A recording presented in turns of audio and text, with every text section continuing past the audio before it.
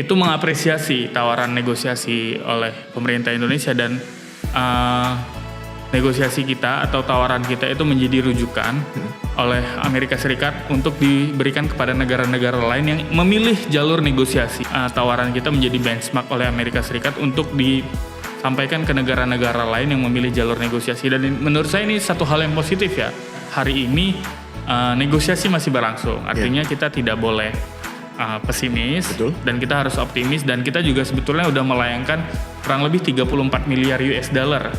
Pada prinsipnya Amerika Serikat menginginkan neraca perdagangan yang balance gitu. Artinya selama ini kan ekspor kita ke Amerika jauh lebih besar daripada impor mereka ke sini kan gitu. Dia berupaya melakukan pendekatan yang sifatnya lebih konfrontatif lah ya, lebih memberikan ancaman kepada negara-negara.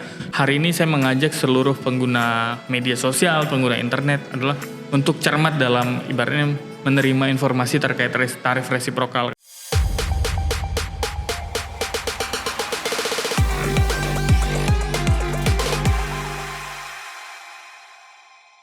Halo Sobat Maju, kembali lagi di podcast Perekonomian Maju bersama saya Banjaran Seto Prasetya, akan mengulik terkait situasi politik ekonomi hari ini yang baru saja kita dengarkan dan kita lihat di media-media nasional terkait keputusan negosiasi tarif resiprokal Amerika Serikat. Nah, tentunya saya tidak sendiri, sekarang bersama pakar atau pengamat ekonomi politik Akar Rumput Strategi Consulting, Bapak Ikhwanul Harahap.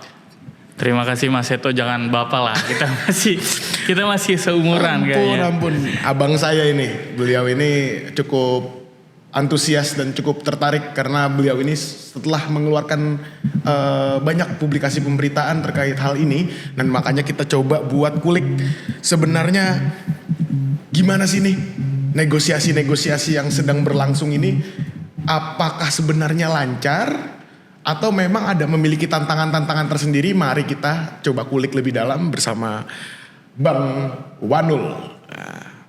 Monggo Bang, terkait tarif resiprokal ya? Ya, resiprokal. Tarif resiprokal Amerika Serikat yang dicanangkan terhadap Indonesia dan juga sejumlah negara ya. Dan kemarin kita sudah menunggu keputusannya bagaimana ini, dan mungkin abang sendiri bisa menjelaskan. Iya, sebetulnya kalau kita bicara soal tarif resiprokal ini kan kalau kita track ke belakang gitu kan, ini sebetulnya pemerintah Amerika sudah mengeluarkan kebijakan tarif ekonomi politik atau tarif dagang lah, tarif Betul. Resiprokal ini per April sebenarnya dari ibaratnya ya. Kalau di Indonesia kan pasca Hari Raya Idul Fitri kemarin kan kita mendengar kabar bahwa sebenarnya kurang menyenangkan gitu bagi situasi ekonomi kita, karena mengingat bahwa perkembangan situasi dinamika ekonomi global kan masih sangat dinamis, masih sangat fluktuatif kan gitu. Artinya memang kebijakan tarif Trump ini sebetulnya pada saat itu posisinya sangat ya mengejutkan global. Karena dalam situasi ketidakpastian global hari ini, perang masih terjadi, kemudian juga situasi ekonomi masih belum stabil, ditambah lagi Amerika melalui Presiden Donald Trump waktu itu mengeluarkan kebijakan tarif resiprokal ini untuk berlaku untuk sejumlah negara, salah satunya Indonesia, yang mana hal ini juga, dan bukan hanya Indonesia ya, di kawasan ASEAN pada saat itu ada Malaysia, Thailand, kemudian juga Vietnam, Kamboja, Laos, dan beberapa negara termasuk juga Uni Eropa, Jepang, dan Korea Selatan ini sebenarnya mengejutkan. Nah, bicara soal konteks hari ini, situasi perkembangan hari ini kan sebetulnya pemerintah Indonesia dikasih deadline ya. Betul. Deadline-nya harusnya tanggal 9 Juli hari ini, atau 7 Juli waktu Amerika Serikat. Betul. Itu sebetulnya batas akhir negosiasi, dan mulai tanggal 9 atau 10 Juli, maaf saya kalau mungkin nanti bisa dikoreksi, harusnya sudah mulai bisa diberlakukan tarif resiprokal itu.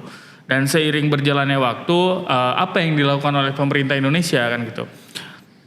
Pemerintah Indonesia melalui tim negosiator yang mana pada saat ini juga dipimpin oleh ketua tim negosiatornya, ditunjuk oleh Bapak Presiden itu Menko Perekonomian, Bapak Erlangga Hartarto, untuk menjadi salah satu chief negosiator untuk negosiasi dagang atau negosiasi tarif ini. Dan Indonesia kabarnya sudah menawarkan pertama udah memasukkan proposal, kemudian juga menawarkan proposal baru. Artinya secara prinsip Indonesia memilih jalan negosiasi. Artinya bukan memilih jalan konfrontatif ya. Kalau kita track ke belakang kan seperti Tiongkok misalnya, itu kan memilih jalur konfrontatif. Artinya pada saat itu Presiden Xi Jinping dan juga Presiden Donald Trump itu bersikeras gitu. Memberikan tawaran-tawaran atau ya sebenarnya bukan tawaran sih, lebih bentuknya ancaman bahwa tarif sekian ratus %, 200%. Nah ini kan sebetulnya dalam konteks global kan sebetulnya tidak nyaman kan gitu. Apalagi dua negara ini hari ini menjadi salah satu barometer selain ekonomi tapi juga politik kan gitu. China, Tiongkok misalnya dan Amerika Serikat. Nah perang ini ya, konflik ini akhirnya berimpact pada negara-negara yang punya hubungan baik dengan kedua negara. Cuman kita kesampingkan itu dulu karena kita akan bahas sebetulnya yang pengen saya ulik adalah bagaimana proses negosiasi yang sudah dilakukan oleh pemerintah Indonesia kan gitu. Tawaran pertama sudah dilayangkan, tawaran negosiasi sudah dilayangkan, kemudian juga tawaran kedua juga sudah dilayangkan. Pada prinsipnya USTR atau United States Trade of Representative itu mengapresiasi tawaran negosiasi oleh pemerintah Indonesia dan negosiasi kita atau tawaran kita itu menjadi rujukan oleh Amerika Serikat untuk diberikan kepada negara-negara lain yang memilih jalur negosiasi. Nah, artinya kita menjadi benchmark, tawaran kita menjadi benchmark oleh Amerika Serikat untuk disampaikan ke negara-negara lain yang memilih jalur negosiasi. Dan menurut saya ini satu hal yang positif ya. Amerika Serikat menerima tawaran kita, cuman kan balik lagi dinamika berkembang. Artinya seiring berjalannya waktu ya, per hari ini kalau nggak salah per tanggal 8 Juli waktu Indonesia kan gitu, tanggal 7 atau 6 kalau nggak salah, Presiden Donald Trump mengumumkan lagi kan, dan juga berkirim surat kepada Presiden Prabowo bahwa menaikkan tarif resiprokal, bukan menaikkan sih, artinya tetap, artinya tawaran Indonesia belum diproses ataupun belum ditindaklanjuti oleh Presiden Trump. Dan memberikan tenggat waktu sampai tanggal 1 Agustus. Nah artinya 1 Agustus itu diberlakukan? Iya diberlakukan, artinya kan mulai dari tanggal sekian sampai menjelang tanggal 1 Agustus kan itu kita masih bisa menegosiasi. Dan kabarnya Chief of Negotiator Pak Erlangga setelah menemani Bapak Presiden Prabowo menghadiri KTT BRICS kemarin di Rio de Janeiro, kabarnya langsung berangkat ke US, ke Washington DC untuk bertemu dengan perwakilan Amerika Serikat. Artinya kalau kita baca maksudnya gini, kalau kita melihat hari ini negosiasi masih berlangsung, artinya kita tidak boleh pesimis. Dan kita harus optimis, dan kita juga sebetulnya udah melayangkan kurang lebih 34 miliar US dollar untuk pembaharuan tawaran menyamakan neraca perdagangan, karena yang menjadi salah satu concern dari Amerika Serikat adalah keseimbangan neraca perdagangan. Dan di tawaran Indonesia juga akhirnya diakomodasi, akhirnya ya beberapa komoditas Amerika Serikat, komoditas ekspor Amerika Serikat yang akan diekspor ke Indonesia akhirnya disesuaikan. Dan secara prinsip kalau kita baca, dan saya juga pahami gitu kan, bahwa tawaran-tawaran dari Amerika Serikat dan juga kepentingan nasional kita itu tidak terganggu oleh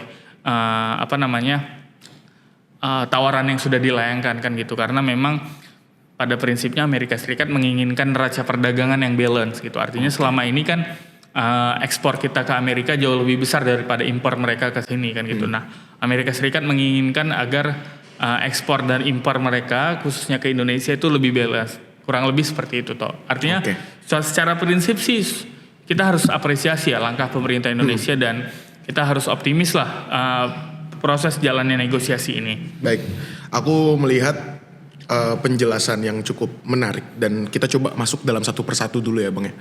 Nah, terkait tarif resiprokal atau tarif dagang yang sedang dilayangkan maksudnya dilayangkan oleh Donald Trump terhadap Indonesia dari Gedung Putih hingga ke Istana hari ini, aku melihat ini apakah memang ada keterkaitan juga dengan Indonesia yang baru masuk BRICS, dan Prabowo juga cukup tenang saya lihat, dan juga Chief ekonomi ini juga cukup tenang menanggapinya, di mana pemberitaan di luar sana Bang terkait negara-negara yang masuk ke dalam BRICS ini akan ditambahkan atau dikenakan tarif tambahan 10%. 10%.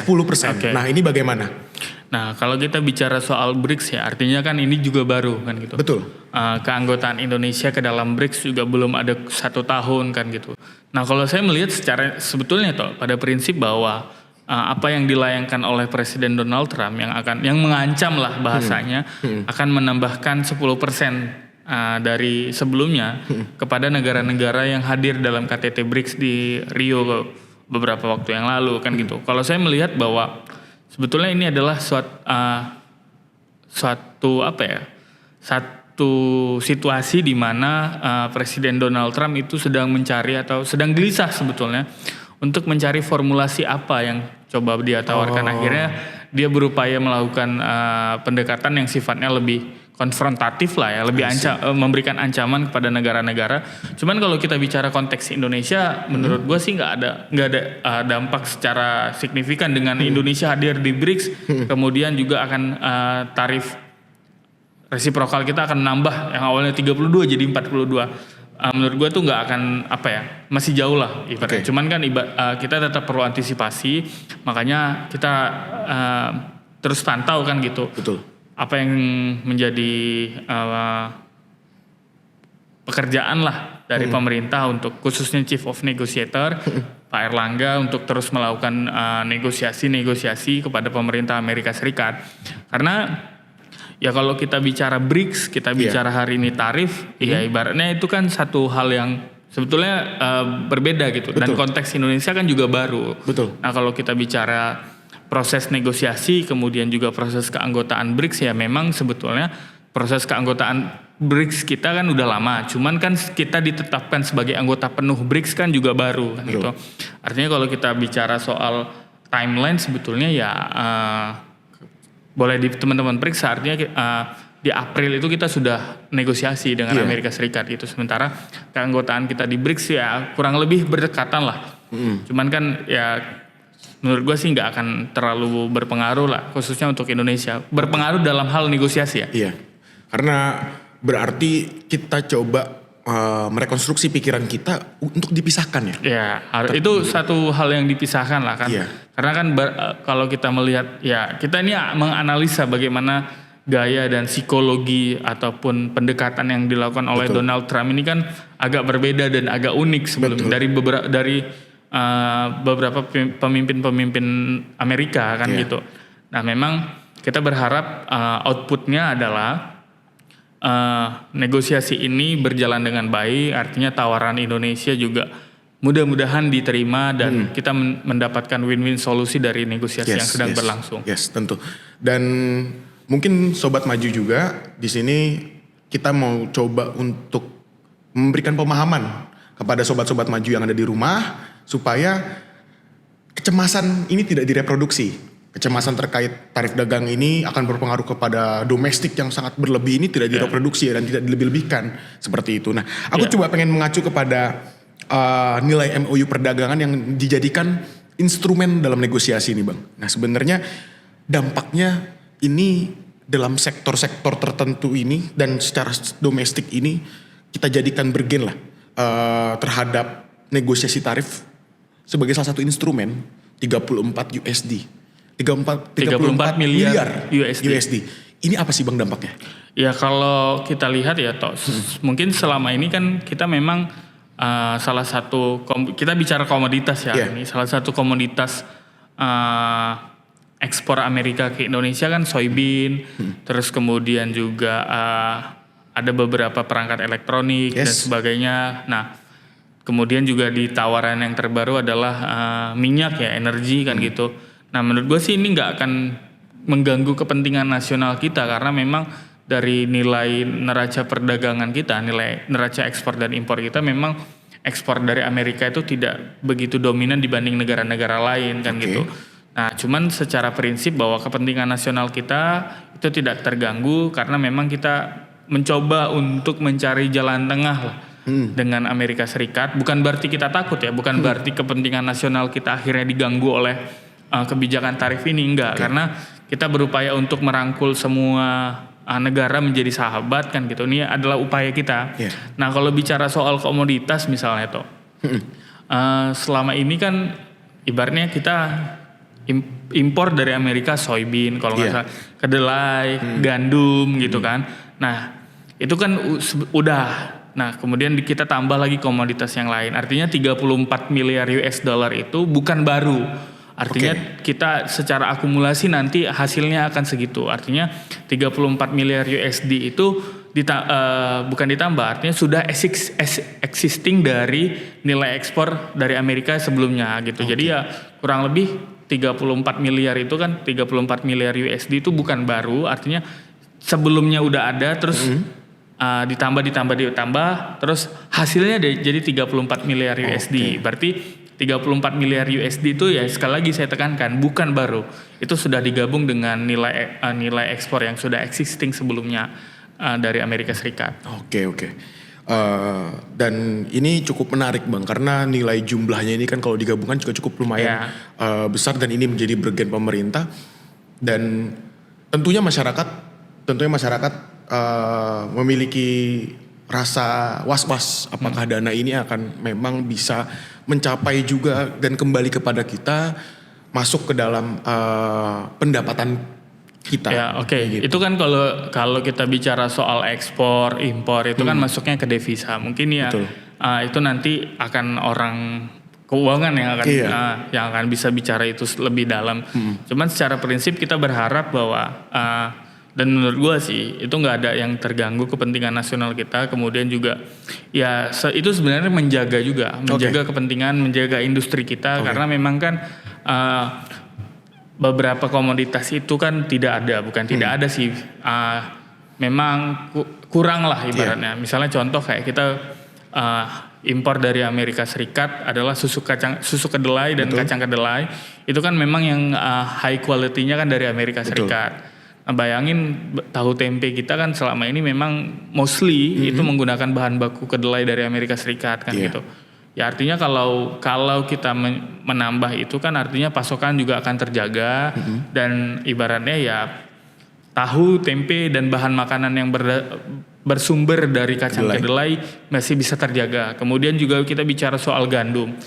Kita makan Indomie, roti dan segala macam. Bayangin kalau gandumnya Amerika Serikat itu dibatasi, artinya kita tidak membuka keran impor dari Amerika Serikat. Harga Indomie mungkin bisa 10.000 mungkin karena stok tidak ada atau karena apa. Nah, artinya ini tidak mengganggu kepentingan nasional kita, tidak mengganggu industri dalam negeri kita. Ya kita berupaya untuk bisa mengamankan stok. Artinya ya kita tetap menjagalah komoditas-komoditas ekspor utama dari Amerika Serikat ke Indonesia itu tidak mengganggu dalam situasi dalam negeri kita. Dan juga perlu dicatat toh bahwa ekspor kita ke Amerika juga kan sebetulnya lumayan tinggi kan gitu. Artinya memang bukan tertinggi tapi lumayan kan gitu. Artinya kita memahami gitu bahwa kepentingan Amerika Serikat adalah menjaga neraca perdagangannya ya dengan situasi domestik mereka yang hari ini juga belum stabil kan gitu. Mereka mau mencari keseimbangan dengan negara-negara yang menjadi mitra dagang mereka. Wah, ini sungguh percakapan yang cukup lumayan menarik. Kita membahas soal tarif resiprokal tarif dagang ini karena cukup kompleks masalahnya ya Bang.